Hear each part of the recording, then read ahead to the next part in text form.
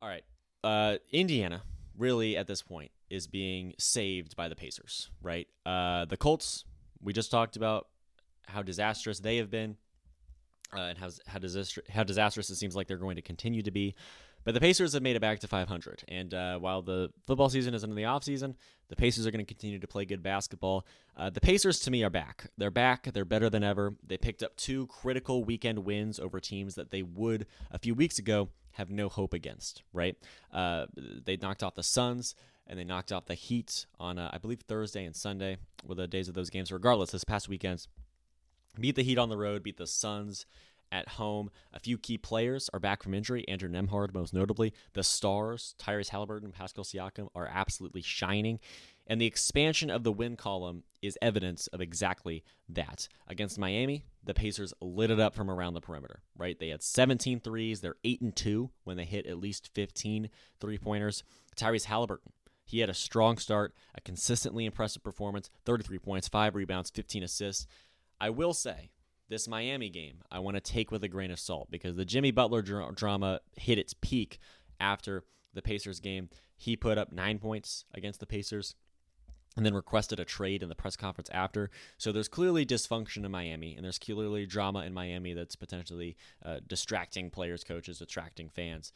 But it was still an impressive road win for the Pacers to appreciate, and one that, again, a few weeks ago, the Pacers would probably be losing by more than 10 to the Heat on the road.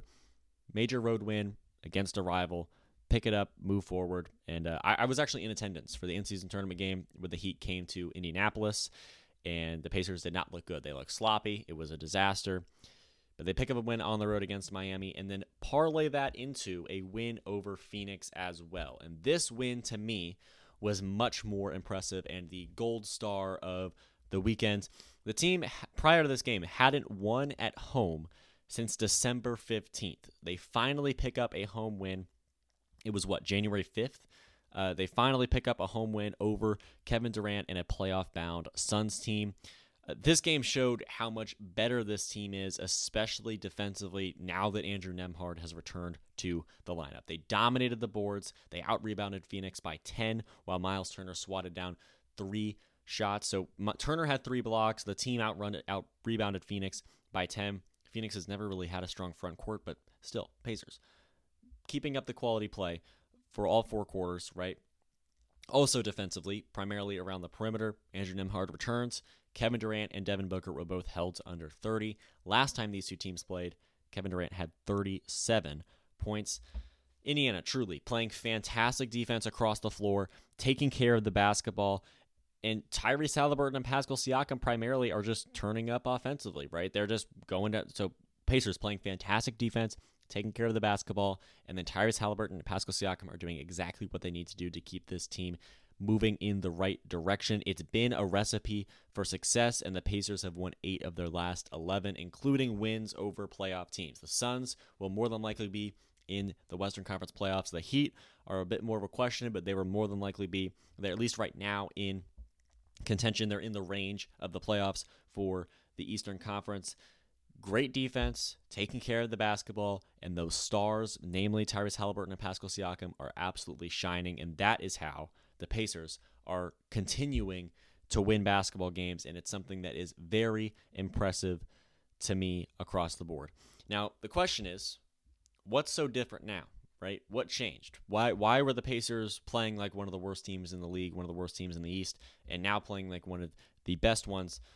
Number one, Andrew Nembhard is back, and he is clearly a significant piece defensively and even offensively for the Pacers. The best thing about Andrew Nembhard is he can effectively put him one-on-one with any star player on the opposing team. You look at Kevin Durant, you look at Devin Booker, you look at Damian Lillard, right? Great one. Damian Lillard was shut up in the Bucks win over the Pacers.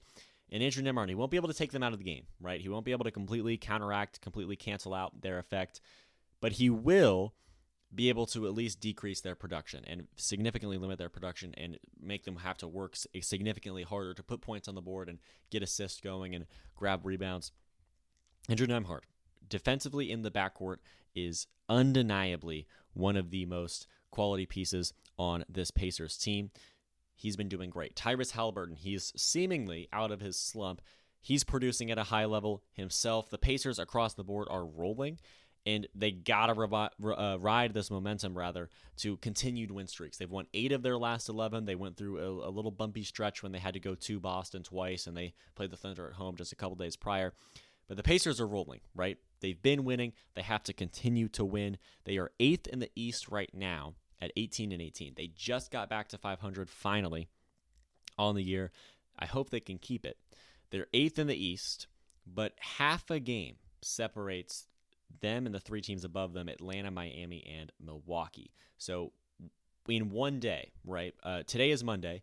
Tonight, so I should preface this before we get too far ahead of ourselves. It's Monday morning right now as I'm recording this. The Pacers go to Brooklyn to play the Nets tonight on Monday evening. This episode will likely come out on Tuesday morning. So I am recording without the context of understanding what happened against the Nets. I'm assuming it was a routine victory. I'm assuming that everything we've seen go well for the Pacers so far is what will occur against the Nets as well. But the Bucks play the Raptors on the same day. The Heat play the Kings that late night game on NBA TV. So all in a span of 2 days. If those 3 teams lose and the Pacers win, then the Pacers just casually slide into the 5 slot at this point in the year. Of course, there's a ton of time still to go in the NBA season, but the Pacers are right where they want to be. They're 8th. They're 18-18. They are on a win streak. They are rolling, and other teams maybe aren't quite performing at that level at this moment. They're going to be able to slide up the standings if they continue to pick up wins, and they have a few great opportunities to do so in the near future. The Pacers host the Chicago Bulls on Wednesday. They're seeking revenge for a recent loss to Chicago. And then on Friday, they host the Golden State Warriors following a recent win over them. So the Bulls, winnable game.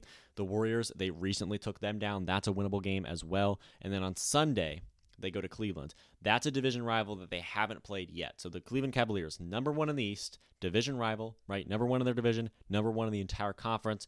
But the Pacers haven't played the Cavaliers yet this season. The Pacers won that game in the in-season tournament group play last year. The Cavaliers are a different level right now. They're playing at a different level of quality, a different level of efficiency.